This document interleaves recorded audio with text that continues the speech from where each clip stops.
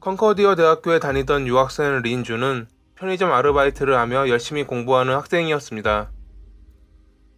그러던 그가 2012년 5월 24일 이후로 연락이 두절되고 맙니다. 다음날 그가 아르바이트에 오지 않자 평소 성실했던 린이 그럴 리 없다고 생각한 점주는 전화를 걸어봅니다. 그러나 전화는 받지 않았고 평소 친구들 역시 린과 연락이 두절되자 5월 27일 그의 아파트에 방문합니다. 방에는 아무도 없었고 친구들은 5월 29일 경찰에 실종 신고를 했습니다. 친구들이 린과 연락이 두절된 후 그를 찾고 있던 시기, 정확히는 2012년 5월 25일 한 특정 사이트에 원 루나틱 원 아이스픽이라는 11분짜리 비디오가 게시됩니다. 영상에는 벌거벗은 남성이 침대에 묶인 상태로 얼음 송곳에 찔리는 장면과 칼을 들고 있던 남성이 그의 살을 잘라내 개에게 주는 모습이 담겨 있었습니다. 묶여있던 남성은 사라졌던 린이었습니다. 동영상이 나오는 동안 뉴 올더의 트루페이스라는 노래가 흘러나왔고 범인은 죽어가던 린의 시신을 해체한 후 시간을 하였습니다. 5월 29일 캐나다 보수당 앞으로 린의 왼발이 담긴 소포가 배달됩니다. 소포는 피로 얼룩져 있었고 빨간 하트 모양으로 표시되어 있었습니다. 같은 날 자유당으로는 린의 왼손이 담긴 소포가 배달되었고 린의 몸통이 담긴 가방은 어느 한 아파트의 쓰레기장에서 발견되었습니다. 신고를 받고 아파트로 향한 경찰은 사건 현장에서 사람의 유해, 피 묻은 옷, 용의자 신원을 확인할 수 있는 서류 등을 추가로 발견합니다. 건물 안의 CCTV에는 한 남성이 여러 번 쓰레기 봉투를 밖으로 가져와 버리는 장면이 포착되어 있었습니다. 시간을 앞으로 당긴 시점에서 쓰레기를 버리던 남성이 실종된 린과 함께 아파트 안으로 들어가는 장면이 찍혀 있었고 린이 아파트를 나가는 모습은 확인되지 않았습니다. 린과 함께 있던 인물, 쓰레기를 버리던 그 인물은 아파트에 거주 중이던 루카 매그노타임이 확인되었고 그날 밤 11시 33분 경찰은 그의 집을 압수수색했습니다. 경찰이 그의 집에 들어갔을 때 피비린내가 진동했고 매트리스와 냉장고, 탁자에서 혈흔이 발견됩니다. 이미 그는 도주한 상태였습니다.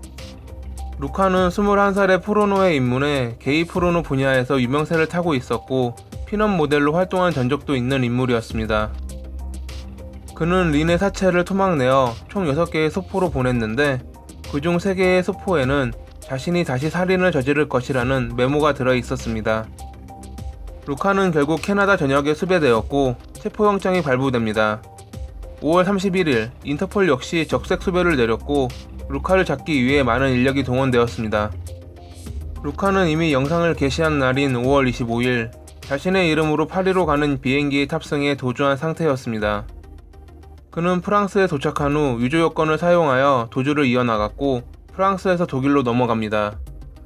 하지만 결국 2012년 6월 4일 노이켈른의 한 인터넷 카페에서 자신에 대한 뉴스를 읽다가 베를린 경찰에게 체포되었습니다. 6월 5일 베를린 법정에 출두한 그는 캐나다 송환에 승인하였고 2012년 6월 18일 캐나다로 송환되어 리베르 디 프리즈 수용소 독방에 감금됩니다. 2013년 4월 12일 1급 살인죄로 기소된 그는 자신의 정신질환을 내세우며 무죄를 주장하였고 10주간 재판이 이어졌습니다. 검찰 측은 CCTV를 토대로 사전에 가위, 칼, 드라이버, 톱, 해머 같은 도구를 아파트로 가져가는 모습이 찍혀 있기에 그가 계획적 살인을 하였다고 주장하였고 루카의 변호사 측은 범행 당시 그가 정신병을 앓고 있었고 그의 행동에 대해 책임을 질 수 없었다고 주장했습니다. 재판 후 8일간의 심의 끝에 1급 살인죄로 루카는 종신형을 비롯해 그 밖의 죄명으로 19년형을 선고받습니다. 후에 밝혀진 사실이지만 그는 타인의 명의로 동물을 학대하는 영상을 자주 업로드했던 전적이 있었습니다. 그는 일부러 영상에 러시아 TV 프로의 음성을 혼합해 수사에 혼선을 주기도 한 치밀한 인물이었습니다. 그런 그가 자신의 정신병을 내세워 계획적 살인이 아니었음을 주장하는 것은 기가 차는 일입니다. 오늘은 많이 알려진 사건 중에 하나를 가져왔습니다. 다음 시간에는 또 다른 이야기로 찾아뵙겠습니다. 오늘의 이야기는 여기까지입니다. 항상 봐주셔서 감사합니다.